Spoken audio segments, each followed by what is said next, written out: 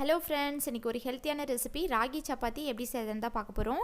நான் இந்த கப்பில் 1 கப் ராகி மாவு எடுத்திருக்கேன். இதை இப்போ நல்லா ஜலிச்சிக்கலாம். 1 கப் மாவுக்கு குட்டி குட்டி சப்பாத்தியாக 5 வரும். நான் இப்போது ஸ்டவ் ஆன் பண்ணி பாத்திரத்தில் 1.5 கப் தண்ணி சேர்த்துக்கிறேன். 1/4 டீஸ்பூன் உப்பு சேர்த்துக்கலாம். தண்ணி நல்லா கொதித்த உடனே ராகி மாவு கொஞ்சம் கொஞ்சமாக சேர்த்து இந்த மாதிரி கிண்டி விட்டுக்கலாம். தண்ணி நல்லா கொதிச்சிருக்கணும். ஒரு 3 நிமிஷம் 4 நிமிஷத்துக்கு நல்லா தளன்னு கொதிச்சிருக்கணும். அப்போ தான் மாவும் சீக்கிரமாக வெந்துடும். நமக்கு சப்பாத்திக்கு உருண்டை பிடிக்கும் போது கரெக்டாக வரும்.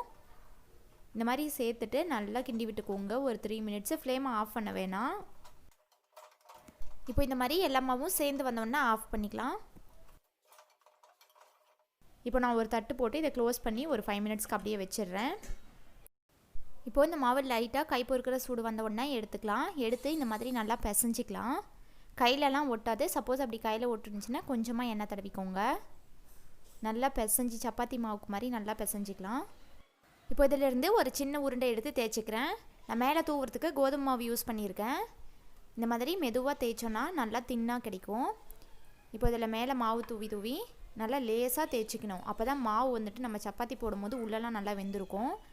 நல்லா மொத்தமாக போட்டோம் அப்படின்னா உள்ளே மாவு வேகாத மாதிரி ஒரு பச்சை ஸ்மெல் வரும். அதனால் நல்லா லேசாக தேய்ச்சி சப்பாத்தி போட்டுக்கலாம். இப்போ இதே மாதிரி தேய்ச்சாச்சு. நல்லா லேசாக இருக்கும் சப்பாத்தி. இப்போ இதே மாதிரி எல்லா சப்பாத்தியும் தேய்ச்சிக்கலாம். நல்லா கொதிக்கிற தண்ணியில் போட்டு மாவு கிண்டணும் அப்படின்னா தான் இந்த மாதிரி லேசாக சப்பாத்தி கிடைக்கும். இல்லைனா தேய்க்க முடியாது. ஒரு மாதிரி மொத்தமாக வந்துடும் சப்பாத்தி. அதனால் தண்ணி நல்லா கொதிச்சிருக்கணும். கொதிக்கிற தண்ணியில் போட்டு தான் மாவு பிசையணும். நான் இன்றைக்கி மாவு கம்மியாக எடுத்துக்கிறதுனால 5 சப்பாத்தியும் ஒரே டைமில் தேய்ச்சிக்கிட்டேன். இப்போது இதே மாதிரி எல்லா சப்பாத்தியும் தேய்ச்சிட்டாச்சு. இப்போது நம்ம தோசை தவாவில் போட்டு எடுத்துக்கலாம்.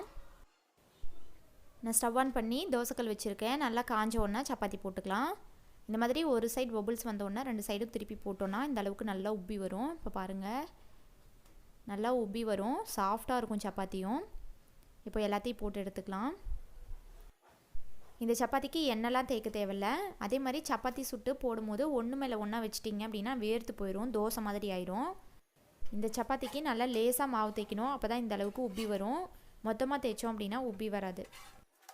அவ்வளோதான் ஃப்ரெண்ட்ஸ், நம்மளோட ஹெல்த்தியான ராகி சப்பாத்தி ரெடி. இதை நீங்களும் செஞ்சு பார்த்துட்டு ஃபீட்பேக் கமெண்ட்ஸில் சொல்லுங்கள். இந்த வீடியோ பிடிச்சிருந்துச்சின்னா லைக் பண்ணுங்கள், ஷேர் பண்ணுங்கள். கீர்த்தி சௌமிஸ் கிச்சனை சப்ஸ்கிரைப் பண்ணுங்கள். தேங்க்ஸ் ஃபார் வாட்சிங்.